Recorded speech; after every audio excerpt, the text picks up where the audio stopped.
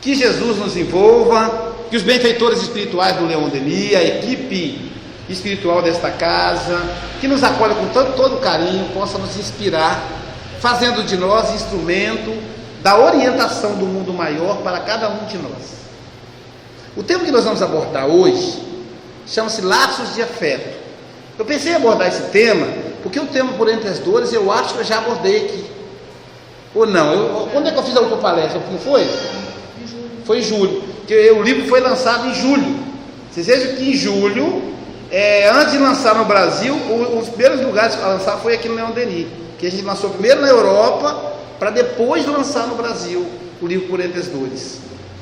Então, essa casa que me acolhe, possa que os benfeitores possam encontrar em mim o terreno propício para a inspiração das orientações para cada um de nós, inclusive para mim, porque no Espiritismo não tem sacerdote, todos nós somos estudantes do Espiritismo, todos nós somos aprendizes, e os ouvidos mais perto da minha boca são os meus, logo, eu tenho que ser o primeiro a aprender. Se eu não aprender, eu mereço uma marretada maior que os outros, que eu falo, primeiro eu falo para mim, é que vocês me dão a caridade de me permitir falar para mim mesmo.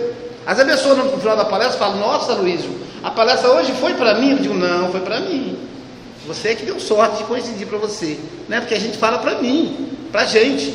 O Divaldo conta que certa feita ele reclamou com a Joana de Anjos: poxa, Joana, você nunca mandou uma mensagem para mim.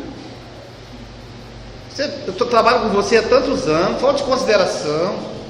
Só uma mensagenzinha dizendo: ô meu filho, eu te amo, você está indo bem ou está indo mal.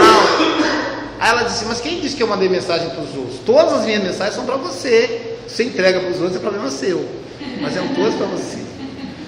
Então é essa que é a beleza da doutrina espírita, né? A gente não fica apontando o dedo para o outro, é para nós. Quando eu comecei a fazer as palestras sobre o livro Terapêutica do Perdão, foi o primeiro livro meu que saiu em divulgação em nível nacional, eu fui preparar a palestra e eu encontrei no livro Pão Nosso, de Emmanuel, através do Chico Xavier, Emmanuel dizendo a seguinte frase: reconcilia-te depressa com teu adversário enquanto está a caminho, senão serás apresentado ao promotor, este vos apresentará ao juiz, que vos colocará na mesma cela até pagardes o último cêntimo. Essa passagem eu estudei para preparar a palestra sobre o perdão, mas tem um item que eu não tinha visto quando eu escrevi o livro. Eu coloquei assim: reconcilia-te com o teu adversário. Lá diz o seguinte: reconcilia-te depressa. Esse depressa eu não tinha visto. Veja a sabedoria de Emmanuel. E Emmanuel tem autoridade para falar de evangelho, porque Emmanuel foi o maior evangelizador da terra, o maior evangelizador do Brasil. Ele foi o primeiro a trazer o evangelho aqui para o Brasil, na figura de Padre Manuel da Nóbrega. Então, quando ele retorna orientando o Chico Xavier nessas obras maravilhosas, os 4, por exemplo, Pão Nosso, Vinha de Luz, Fonte Viva, Caminho, Verdade e Vida, Palavras de Vida Eterna e tantas outras obras evangélicas, Emmanuel, na verdade, está retomando um projeto que ele começou na colonização do Brasil em 1500 e alguma coisa. Então, só para a gente perceber que ele entende de evangelho. Então ele diz assim: reconcilia-te depressa. Por que ele fala depressa? Porque quando nós viemos para a terra, aliás, vou dar um exemplo para vocês. Quando a gente viaja para o exterior, dá para comprar passagem só de ida? Quem já tem experiência aí? Não, é obrigatório comprar passagem de volta. Mesmo quem vai para ficar, fica lá, mas tem que comprar passagem de volta. Uma amiga foi para o Japão e ela tem cidadania japonesa, inclusive deu fazer palestra lá. Ela disse o seguinte: que a passagem de ida para o Japão é R$3.000 e a passagem de volta R$300. Por que eles cobram só 300 de volta? Porque quer que o sujeito volte, né? Então a passagem é sempre de vinda. Se você não é o seu local, é a sua passagem aí de volta. Embora a gente se sinta bem à vontade aqui na terra, até nos apossamos das coisas, meu carro, minha casa, minha família, minha mulher, meu marido, nos tornamos até donos das coisas, tudo ilusão, ninguém é dono de nada aqui. Então a gente acha que é dono, e aí acha que é daqui, parece que ele vai ficar aqui. Aí as coisas começam a seguir a ordem natural, e aí a gente começa a tentar sobreviver, a tentar evitar a morte, porque a morte seria a partida. Tomamos vitaminas, vamos para a academia, fazer uma cirurgia plástica aqui e ali, para a gente ir protelando a volta. Tudo bem, nós temos direito de fazer isso. A Lúcia, por exemplo, fez uma plástica mais bonita, então ela já era bonita, não precisava ter feito mais, ficou mais. Então, isso é saudável, natural, normal, inclusive. O Chico Xavier falava perguntaram a ele sobre essa questão de cirurgia plástica, por exemplo, e ele responde: o ser humano tem que cuidar mesmo, tentar ser mais bonito para o outro. Por exemplo, eu vim fazer palestra hoje, eu cortei o cabelo, raspei, né? Fiz a barba, então para poder ficar mais bonito para vocês, tentei escolher a minha melhor roupa, né? Porque eu sou igual ao evangélico. O evangélico diz o seguinte: ele veste a melhor roupa para ir para a igreja. Pode ver que os evangélicos vão de terno, as mulheres vão com aqueles longos, que parece que vai para a festa. E aí uma vez conversando com um amigo evangélico, ele falou: Luísio, eu tenho que me vestir da melhor maneira para me apresentar ao Senhor, é o melhor lugar do mundo para mim. Aí eu pensei: olha, eu sou parecido com ele. Como eu não frequento festas de arromba e tal, então o lugar onde eu me visto melhor é na casa espírita. Vocês nunca vão me ver mais bem vestido do que eu me apresento numa palestra, né? Então, eu misturei as coisas, agora já até esqueci de onde é que eu estava. Mas, então, nós vamos tentando permanecer na Terra. Hoje já existem pesquisas do homem viver 150 anos. Comentaram em 120 até há pouco tempo. Já se fala em 150. Ter 100 anos hoje já virou coisa quase que corriqueira. Quando você tem? 105. É assim, entendeu? Eu conheci lá em Nova York, no Ponto de Luz, o seu Johnson Sinatra, com esse nome também, né? Chiquérrimo. 101 anos. Seu Johnson, 101 anos. 6 anos de casado, o último casamento. Deve ter casado com 5. Quer dizer, 6 anos de casado é praticamente lua de mel. E aí a esposa tem 95. E os dois lá na casa espírita, atuando lá. Ele conversou comigo, fez um exercício de inglês para ver se eu entendia. E tentamos lá, porque ele não fala muito bem o português, ele é americano. A esposa que é brasileira. Então, quer dizer, 100 anos hoje já virou uma coisa comum. As pessoas já estão discutindo 150. Tudo bem, que seja 150, mas vai voltar. Pode ser 150, 160, pode ser até Matusalém, mas vai voltar. Isso é certo, né? Primeiro voltam os homens, né? O seu Johnson é uma exceção. Primeiro voltam os homens têm mais pressa para voltar, não se cuidam, se metem em crimes, né? O percentual de jovens que morrem de 15 a 24 anos é altíssimo. Então vocês veem, quando vocês veem essa mulherada solteira por aí, caçando o homem como quem vai para a guerra, não é que está nascendo mais mulher do que homem, não. É que os homens é que estão morrendo, eles não se cuidam. E as mulheres ficam aí bonitas, carentes, e aí, né, aquela disputa. E às vezes o camarada paga, ali traz a mulher na rédea curta e fala: não, mulher, quem manda sou eu, você vai fazer o que eu mando. Aí com 50 e poucos anos ele morre. Aí deixa a pensão gorda para ela faz o que ela quiser. Ele tem que estar lá debaixo dos 7 palmos de terra, né? E acabou. Então a mulher fica mais tempo ainda. Gente, elas parecem que não morrem. Mulher, eu acho que fica para semente.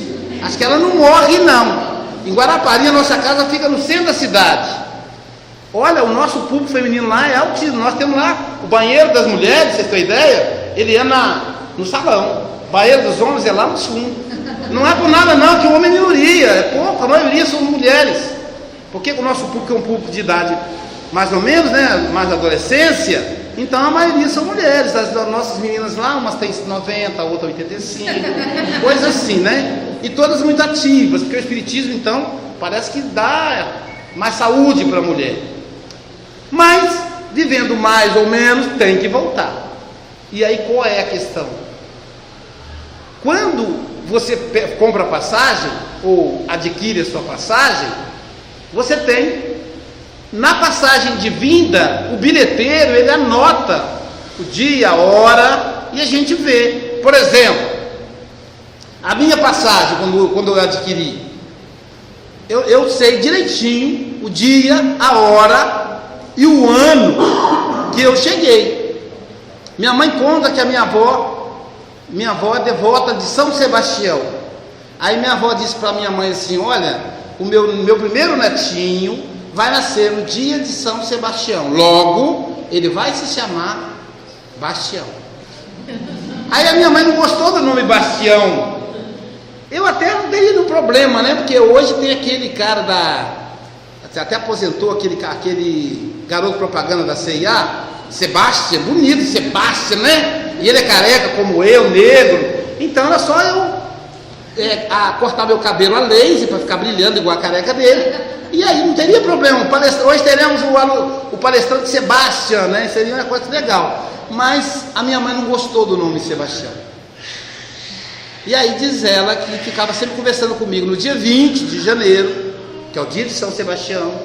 Minha mãe, durante de manhã, quando ela acordou, ela já começou assim: meu filho, fica quietinho aí, não vai agora não, espera só dar meia-noite, agora não.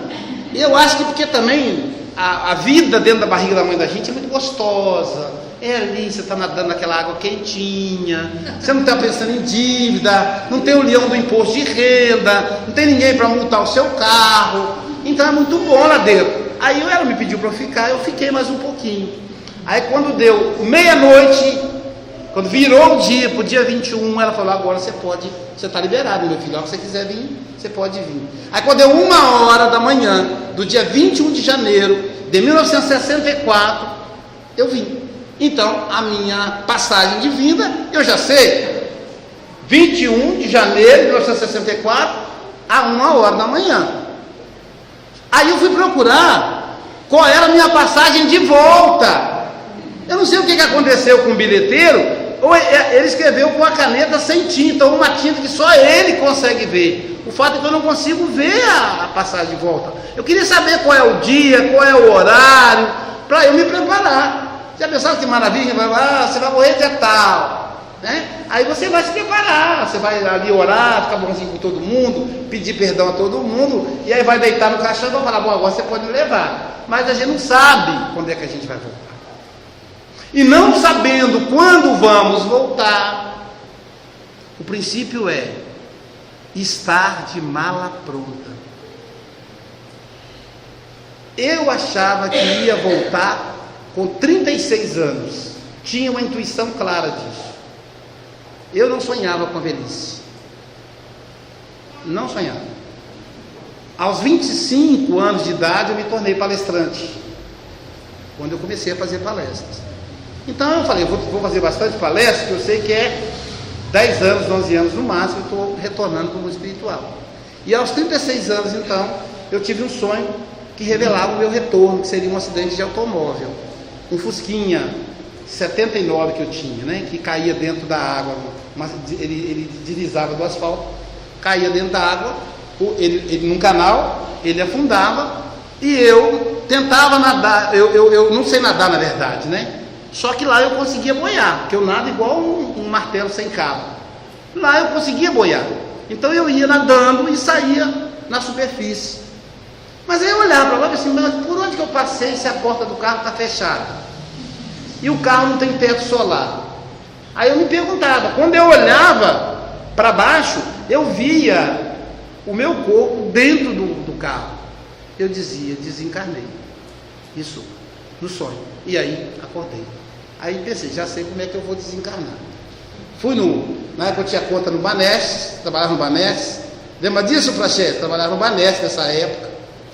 E aí, é interessante que a minha vida é muito assim, as pessoas participam, porque, né, todo mundo de muitos anos, né? Era eu, Allan Kardec, que hoje dirige o Chico Xavier, a Letícia, e mais uma turminha trabalhava no Banesp. O Banesp era patrocinador das mensagens espíritas, a gente tirava cheque para distribuir, né? E o Banesp patrocinado, claro, sem saber, mas tudo bem. Aí, eu então fui no banco e disse assim, ó, eu quero aumentar o meu seguro de vida. Aí o gerente falou, para quanto? Falei, o que você tem de máximo aí? Ele falou, tem esse aqui, ó, que é o top, eu quero esse. Aí ele falou, não, eu tenho um top do top, que é acima desse, eu quero o maior se tiver aí. Ah, mas por que você está querendo deixar a viúva rica? Eu falei, não, eu quero deixar ela amparada, porque eu sabia, né, tinha certeza que eu ia desencarnar. Na noite seguinte eu tive o mesmo sonho, e aí sonho que se repete é um perigo. Na terceira noite o mesmo sonho. Aí eu falei, bom, conversei com a minha mulher, ó, eu fiz o seguro, a pólice está na gaveta, a senha do banco é essa e essa, porque senão depois o advogado vai morder para poder conseguir tirar o dinheiro do banco. Se eu dou a senha, ela vai lá e saca ela mesma, né? Passei para ela, desse dia em diante nunca mais eu tive senha só para mim, sempre dividi com a família. E falei para ela, que besta, que conversa é essa? Eu digo, ó, não adianta, se eu tiver que desencarnar, não é você que vai mudar a lei de Deus, nem eu. Então, nós temos que conversar sobre isso, que somos espíritas, que negócio é esse? Que a pessoa acha que vai falar da morte, atrai a morte. Não, meu filho, se o seu dia está marcado, falar da morte não vai acelerar, nem adiar. É bom falar a respeito. Aí eu falei com ela, olha, você, né, o que eu não gostaria é que gostaria que você convidasse todos os meus amigos espíritas, porque teve espírita que o Estado desencarnou e que a família não comunicou. Aí ficamos sabendo uma semana depois. Então gostaria que você divulgasse para os meus amigos espíritas saber, para poder orar por mim, para eu ter uma passagem rápida no umbral e mais simplicidade possível, etc, né? Aí ela disse, não, vamos conversar sobre isso. Aí conversamos e tal, e desde aquele dia, aí na noite seguinte, os amigos espirituais num outro sonho me falaram que eu teria uma prorrogação. E desde então, eu faço o seguinte, eu sempre faço agenda, eu tenho agenda até 2015. Então eu sempre faço agenda para 2, 3 anos depois, que eu já tenho esse prazo garantido de vida, tá, entendeu, filho?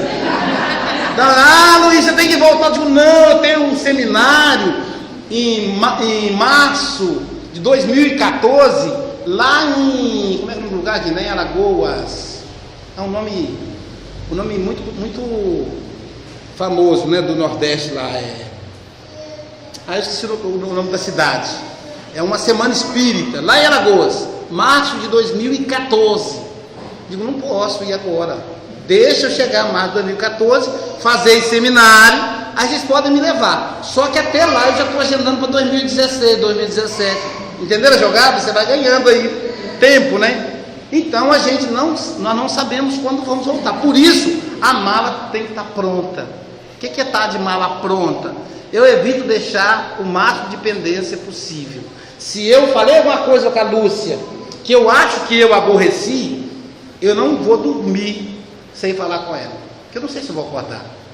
Aí eu chego para ela, Lúcia, você me perdoa, eu falei sem querer. Se ela me perdoar, bem. Se ela não perdoar, amém, o problema é dela, mas a minha parte eu faço, não deixo nada pendente. Eu quero dar um abraço no Praxedes, meu amigo de muitos anos, eu vou lá e dou um abraço nele, não vou deixar isso para depois. Isso é estar de mala pronta. Aí a sabedoria de Emmanuel, quando ele diz, reconcilia-te depressa, enquanto você está a caminho. Não sabemos, entendeu? Por isso tem que ser depressa. E aí ele fala, e o promotor vos apresentará ao juiz. Ora, primeiro o seguinte, por que ele fala para reconciliar com o adversário? Aí a pessoa vai dizer, Luísio, eu não tenho inimigo. Eu sou espírita, mas eu não tenho inimigo. Eu digo, quem será? Porque Jesus tinha inimigo? Como é que ele pode achar que não tem? Chico Xavier tinha inimigo. Você se imagina, gente? Como é que a pessoa consegue ter raiva do Chico Xavier? Mas tinha. Quando o médium lá de Uberaba, que teve aqui no estado, Como é que era o nome dele, gente? Eles já chegando nessa idade, começa a esquecer os nomes. Lá de Uberaba, hein? Bacelli. Quando Bacelli esteve aqui no estado, Bacelli fez uma palestra numa casa espírita aqui em Vila Velha, e aí Bacelli falou assim para o dirigente: eu poderia pedir para a senhora fulana de tal fazer a prece inicial? Aí o dirigente, muito gentil, disse: pode. Aí levantou aquela senhora, cabelo branquinho, igual algodão, e fez a prece. Eu falei: gente, isso que é mediunidade, como é que ele sabe que ele conhecia essa mulher? Aí, como eu fui carregando ele, né, eu disse: Bacelli, de onde você conhece aquela senhora? Como é que você sabe o nome dela? Você nunca veio aqui no estado? Ele disse: ela foi uma das pessoas que ajudou a colocar o Chico Xavier para fora de um centro espírita. Então ela tem raiva do Chico Xavier. Como a minha palestra era sobre o Chico Xavier, ia cortar a vibração. Quando ela fez a oração, ela mesma estancou o processo, e aí eu pude falar. Mas gente, como é que pode? O Chico Xavier, uma criatura que nunca fez mal a ninguém. Esse dia eu estava avaliando. O Raul Teixeira às vezes fica bravo, né? A gente já viu o Raul Teixeira nervoso. Eu já vi o Divaldo Franco nervoso. Eu já vi. Agora, eu nunca vi uma pessoa dizer assim: o Chico estava tão nervoso que eu cheguei perto dele. Eu nunca vi. Ah, mas o Chico aquele dia não estava bem. Eu nunca ouvi. Vocês já viram alguém falar isso? Olha, fulano chegou perto do Chico, o Chico deu logo uma paulada nele. Vocês já ouviram ele falar isso? Eu nunca ouvi, gente. Como é que mesmo assim a pessoa pode sentir inimizade pelo Chico? Então, todos nós temos adversários. Todos nós. Mesmo sem querer. E a gente deve buscar reconciliação com eles. E a reconciliação que está no Evangelho não quer dizer tornar o inimigo um amigo. Não é isso. No Evangelho segundo o Espiritismo, explica aquela passagem que diz assim: amai os vossos inimigos. Quando Jesus fala isso, o Evangelho vai explicar que quando Jesus diz amai os vossos inimigos, ele está dizendo assim: orai pelos vossos inimigos, queira bem aos vossos inimigos, torça pela felicidade dele, não devolva o ódio que você recebe dele. É nesse sentido. Não é tornar o inimigo um amigo, não é tomar um cafezinho na casa do inimigo, que ele vai botar veneno no seu café, vai te matar, né? Porque ele é seu inimigo, não depende só de você. O amigo, o que acontece? O Chico Xavier dizia o seguinte: os inimigos são muito úteis na nossa vida, porque eles nos apontam os pontos que precisamos corrigir para evoluir. O inimigo fala assim: nossa, Lúcia, nossa, não está bem esse brinco não. Então assim: nossa, Lúcia está tão faladeira. O inimigo fala isso. Aí a Lúcia vai avaliar se o que ele fala procede ou não. Então o inimigo é muito bom, porque o amigo não faz isso. O amigo não é capaz de apontar. O amigo não vai dizer assim: nossa, Luiz, você é enjoado, você fala muito. Não, o amigo não fala isso, o inimigo vai falar. Mas o Chico vai dizer o seguinte: mas os amigos são verdadeiros tesouros. Imagina, gente, você ter uma pessoa que você pode deitar no ombro dela. Amigo, sabe como é que funciona amigo? Você está mal, você está, eu vou usar o nome correto, né? Você está, não é deprimido não, está triste, está, enfim, né? Tem até um tempo que as pessoas que o João Dias pede para corrigir, porque ela fala: deprimido é uma doença, depressão é uma tristeza que dura 4 a 5 semanas e que atrapalha a vida normal da pessoa. E isso é depressão. Fora isso, não é depressão, é tristeza, melancolia, né? Ela vai dizer que é melancolia. Todos nós vamos passar por momentos melancólicos. É normal. Ficar rindo para todo mundo, isso é gente maluco, né? Uma hora você vai ter que estar triste. A tristeza faz parte, né? Agora, a depressão é quando essa melancolia é tão séria que ela começa a afetar o seu cotidiano. Não vou trabalhar, não vou levantar da cama, não vou tomar banho.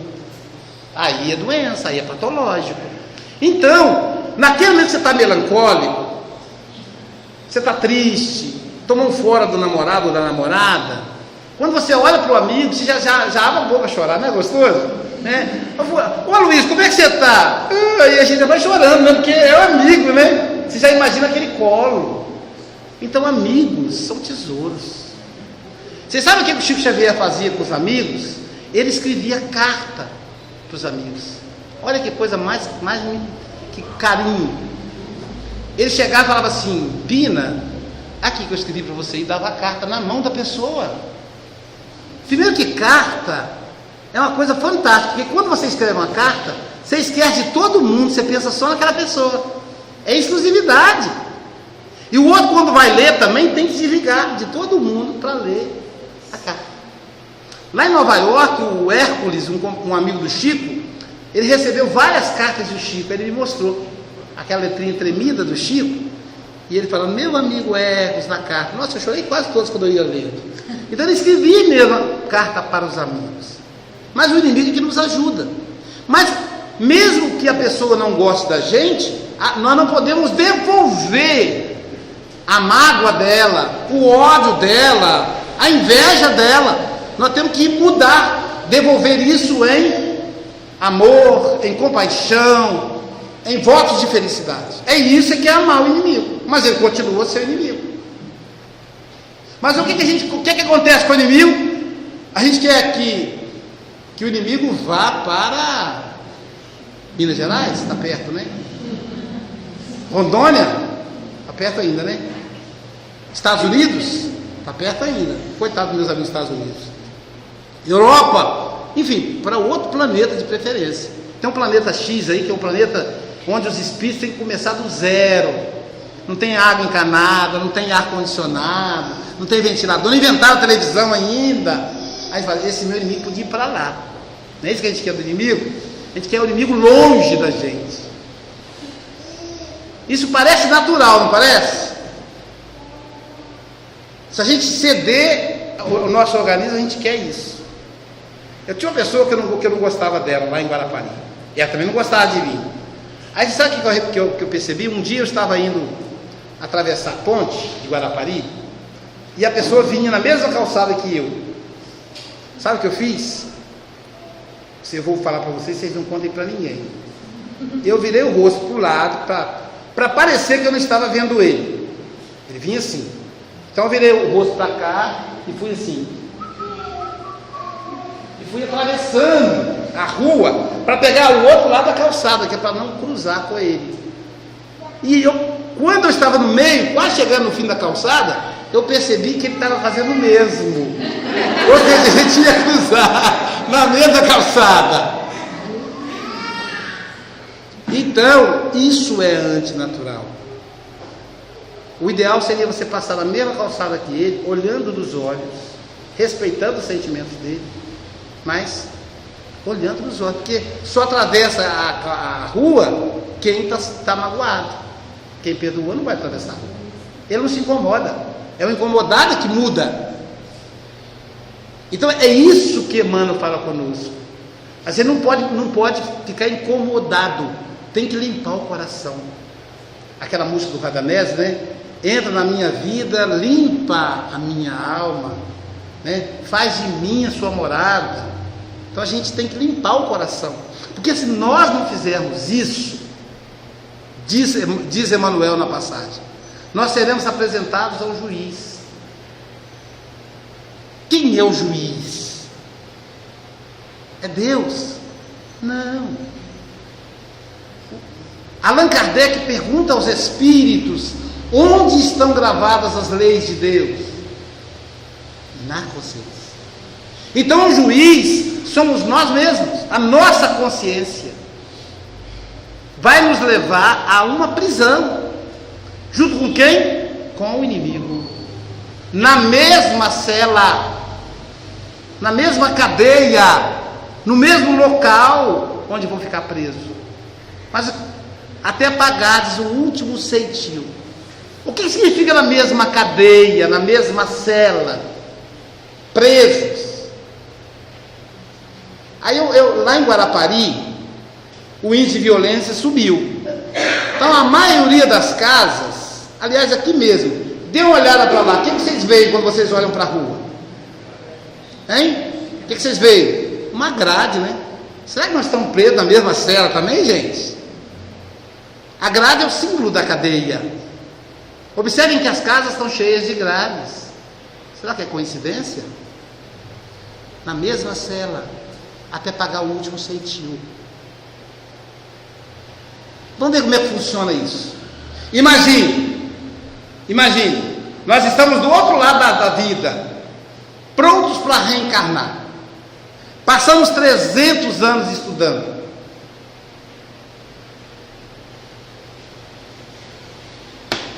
Trezentos anos nos preparando. Porque colocando analisando que existem 4, 5 a 6 vezes o número de desencarnados para encarnados, nós somos 7 bilhões de encarnados para 30 bilhões de seres humanos na Terra. Isso quer dizer que sobram 23 bilhões, 4 vezes. Analisando uma matemática justa, isso quer dizer que ficamos 3 a 4 vezes o tempo que ficamos encarnados, ficamos desencarnados. É claro que tem exceção, tem gente que reencarna 5 anos depois que desencarnou, mas é exceção. Geralmente quando isso acontece, a pessoa traz cicatriz da vida passada, uma série de coisas, são casos raros, mas a maioria de nós levamos 3 vezes o que ficamos aqui. Ora, se vivemos 100 anos aqui, ficamos 300 lá. 300 anos preparando, ensaiamos, foi feita simulação. Agora é a hora da prova, porque por mais que aprendamos no mundo espiritual, a prova é aqui na Terra. Um aluno secundarista leva 3 anos fazendo o ensino médio, aí depois ele vai fazer a prova do Enem. Lá ele vai saber se ele aprendeu ou não. É claro que chega na hora da prova, tem aluno que quer terminar logo, quer voltar para casa. Tem aluno que fala, não, eu vou ficar aqui. É o último a sair, a fiscal tem que empurrar ele para fora da sala, deu horário. Nós somos assim, alguns querem ficar aqui fazendo prova, não quer voltar. Mas é uma prova, é somente a prova. Como é que eu vou saber que eu aprendi a paciência? Quando for colocado a prova. Ele vai assim, eu perdi minha paciência. Não, você nem conquistou, você não teve. Ninguém perde o que não tem. Então a prova é feita aqui. Não é isso? A prova é feita aqui. Então estamos prontos, não é isso? Vamos reencarnar, vamos imaginar. Aí o amigo espiritual pergunta assim: quem você quer ter como esposa para facilitar sua prova lá na Terra? Aí eu olho para a Lúcia, olho para as mulheres aqui do salão. Aí eu penso assim, bom, eu pensei na Madre Teresa. Não, Madre Teresa não pode não. Você não está nesse nível ainda não. Bom, já que não pode a Madre Teresa, João de Ângeles. Não, João de Ângeles também não pode. Então a irmã Dulce, que era baiana, eu sou mineiro e tal. Não, a irmã Dulce não quer saber de casar não, ela quer ser freira. A dona Zilda Arnes, que morreu lá no terremoto do Haiti, servindo a Jesus. Não, a dona Zilda também quer ser, não quer casar. Aí eu tento pensar em mais algum espírito elevado, muito mais do que eu, claro, né? Aí vai, bom, então quem vai reencarnar para ser minha esposa? Falou, quem vai reencarnar para ser sua esposa é aí vou inventar o nome aqui, Ernestina. Mas Ernestina não foi aquela moça que eu enrolei, falei que ia casar com ela, passei os lábios nela, atrapalhei a família dela todinha, depois saí fora? É aquela mesmo. Mas ela tem ódio de mim, ela quer me matar. Pois é, agora vai casar com você. Não é isso? Aí a moça pergunta para a moça, quem que você quer casar? Aí ela fala, bom, pensei em Francisco de Assis. Não, Francisco de Assis já é da Clara, a Clara não vai deixar.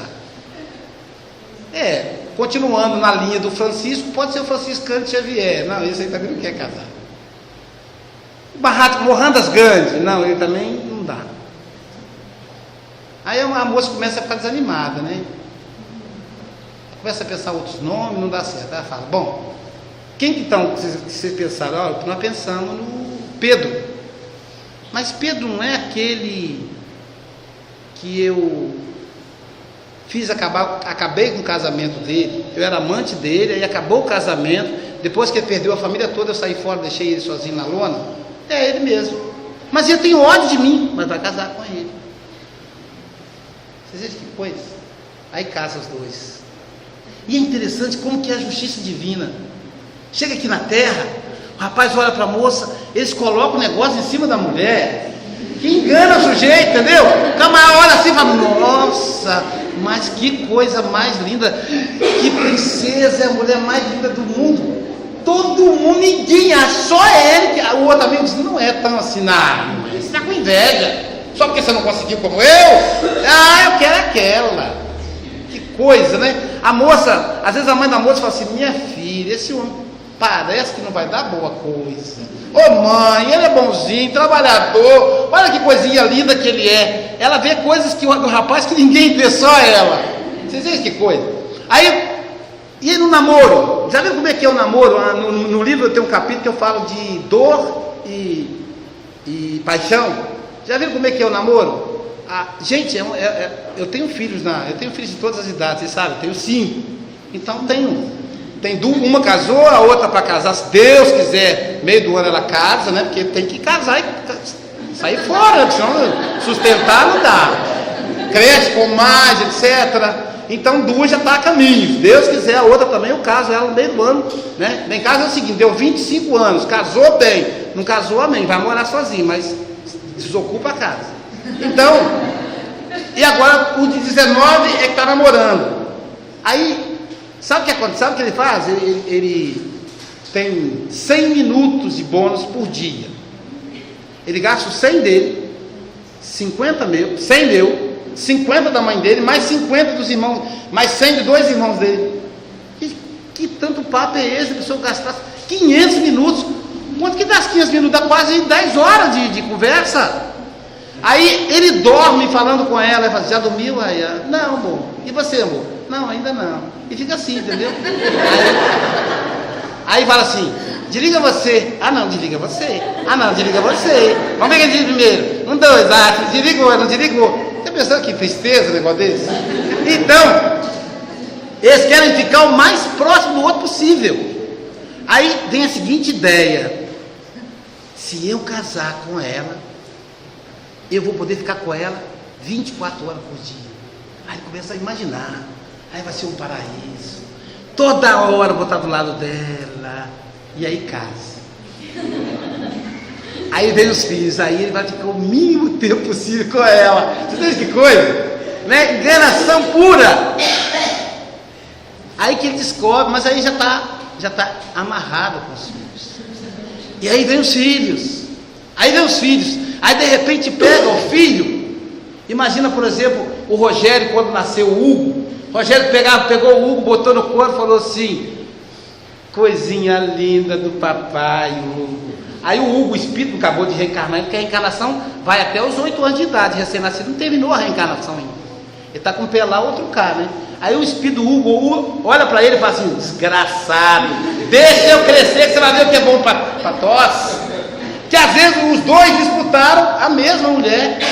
Não raro, a filha sente ciúme da mãe, a mãe sente ciúme da filha. Era um homem com 2 mulheres, agora ele continua tendo 2, porém, uma é esposa, a outra filha. Olha a sabedoria de Deus. Deus fala para o camarada assim, fulano, separa da sua amante. Aí ele fala para Deus assim, não, mas eu amo as 2. Tem gente que ama 3. Aí, de acordo com a justiça divina, vai vir as 2 para ele. Uma esposa, a outra filha. E aí, aquele ciúme. Lá em Connecticut, no estado de Massachusetts, lá nos Estados Unidos, uma companheira falou comigo assim, Aloysio, o dia que a minha filha casou, que felicidade, eu queria soltar fogo, eu trabalhei. Eu disse, graças a Deus. Porque ela não me dava sossego com o pai dela. Toda hora, mãe desde pequenininha, quando acontecia alguma coisa, quando era pequenininha, ela pulava no meio. Papai e mamãe não tinha como fazer nada, porque era uma tentação danada da menina. Se fechava o quarto, ela batia na porta. Olha que interessante. Inimigos dentro da mesma cela, até pagar o último centavo. E olha a sabedoria de Deus. Pode ser que aquela filha e aquela mãe nunca sejam amigas, dessas de afinidade, que às vezes nossos melhores amigos não estão dentro do nosso lar. Somos apaixonados por pessoas que não são do nosso sangue às vezes. Eu tenho amigo que se mostra muito mais como irmão do que o meu próprio irmão. Todo mundo tem isso. Então às vezes aquela mãe e aquela filha não serão amigas, mas não se odiarão. Olha a sabedoria de Deus. Todo aquele ódio do passado, o ódio daquela amante, aquela sirigade que tomou meu marido, não sei o quê, e a pessoa carrega o ódio a vida inteira. Esse ódio é diluído na relação familiar, na relação de afeto.